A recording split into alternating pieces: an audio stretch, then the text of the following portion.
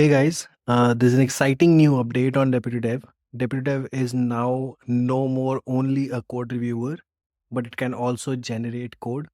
And I'm very excited to present today the DeputyDev CLI, the command line interface, to all of you, which can generate not just code, but also test cases, documentation, and execution plans. So let me show you how it's done. So I'm here in my PyCharm and I've opened up my terminal. As you can see, I am inside a repository called payment engine. And this is a Python repository. As we can see, it has a pyproject.toml and everything.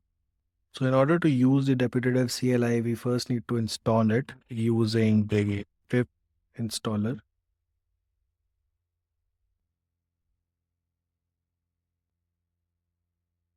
I've already installed it, so it did not have anything to install, but it might take a few minutes for you. Keep in mind that DeputyDev CLI currently support Python version 3.9, 10, and 11.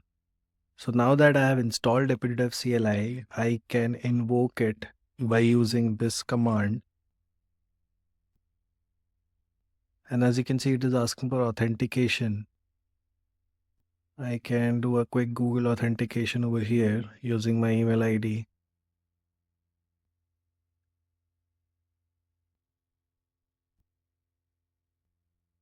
I can now close it.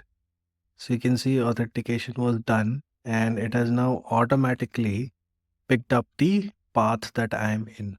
So it knows that payment engine is a repository and it has automatically picked up that path, and we have a nice autocomplete and everything available so that you don't have to type the path every time.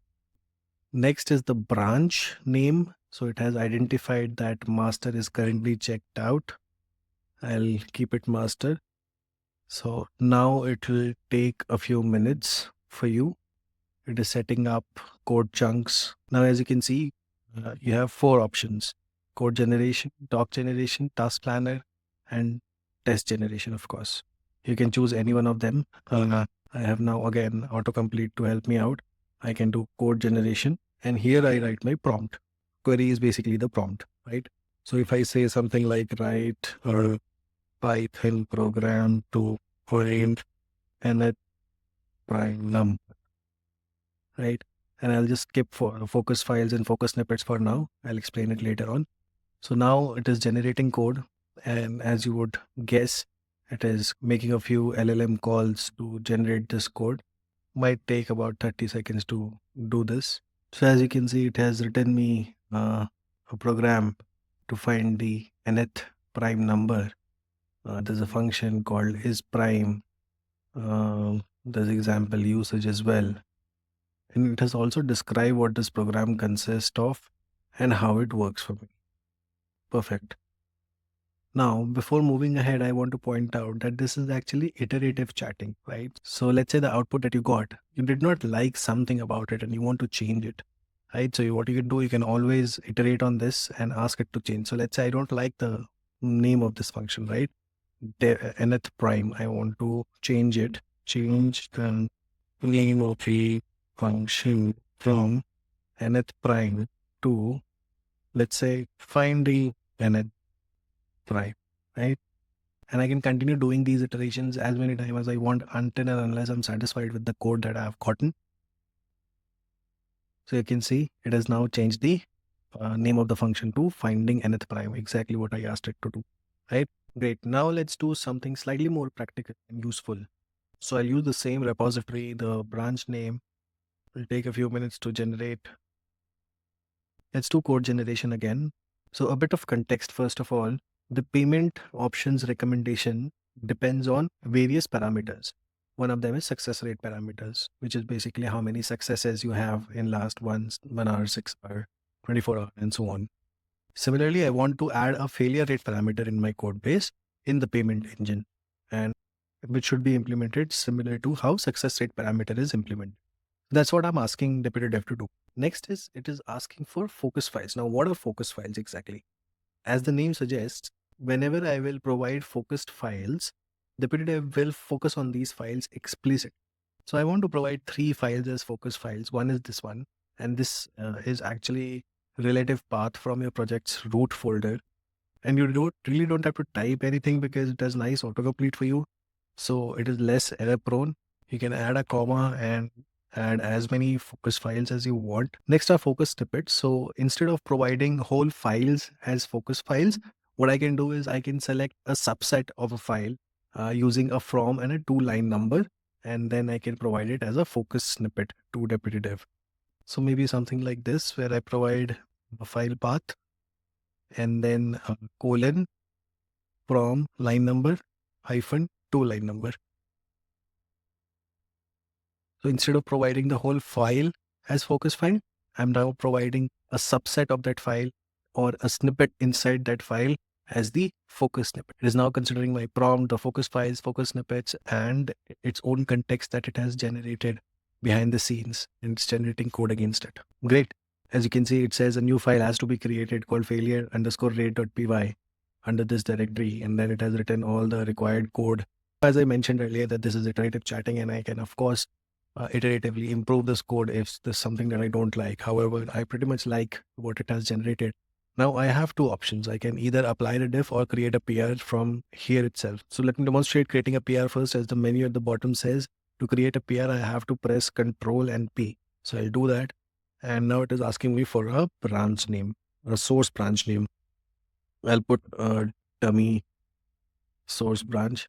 Master branch would be my target branch. PR title prefix was, I basically provided it a ticket ID. Commit message, I can leave it blank and it will be auto-populated. So now as you can see, it is creating a PR behind the scenes. It is considering all of this code that was generated. It is applying a patch onto this local branch and creating a PR whose destination branch would be master. Great, so the PR has been created successfully. Let me navigate to the PR.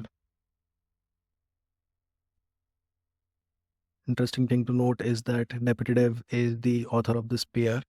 Let me have a look at the changes that it has made.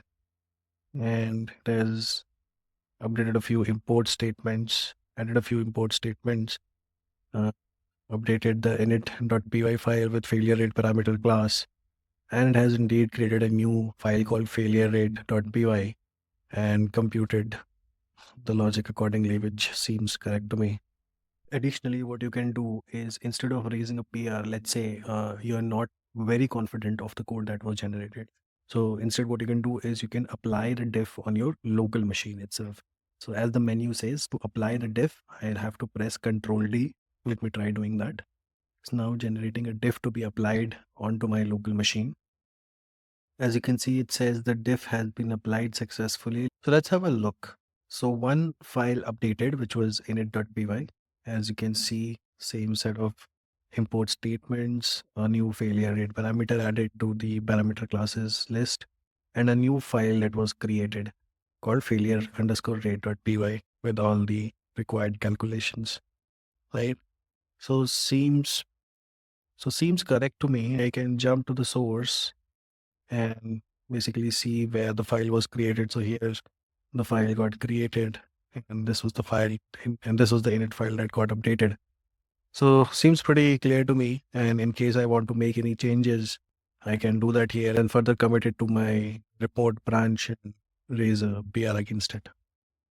So yeah, I mean, in terms of development, all the heavy lifting can be done by DeputyDev, and in case minor adjustments has to be made, you can always make those.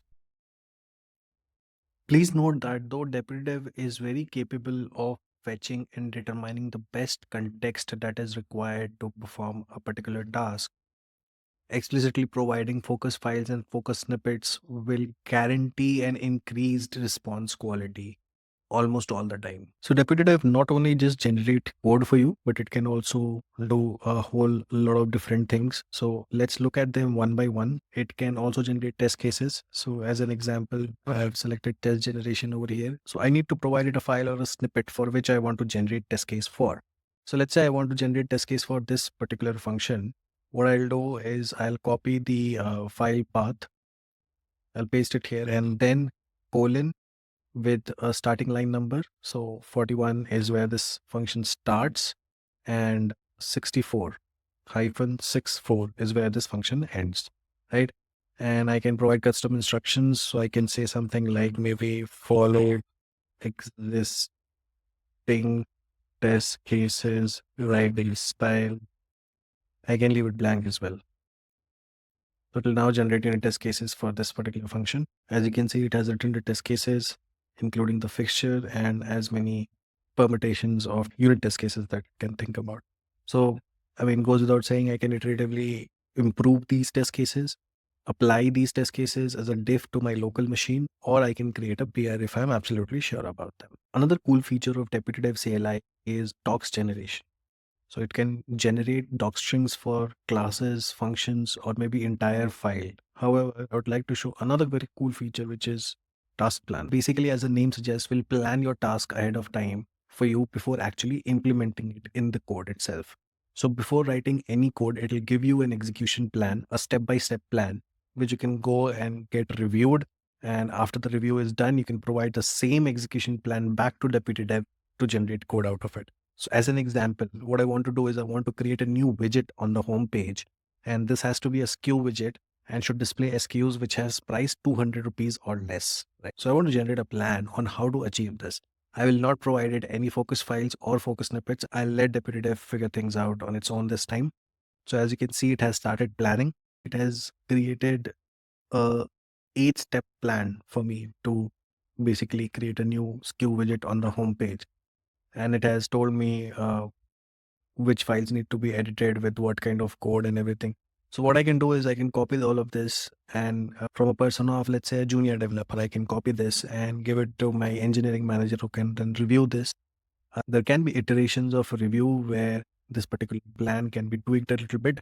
Once the plan is tweaked, it can then be provided back to DeputyDev to generate code out of it. So guys, that was DeputyDev CLI for you. DeputyDev is highly context aware. It understands your code base and generate code accordingly.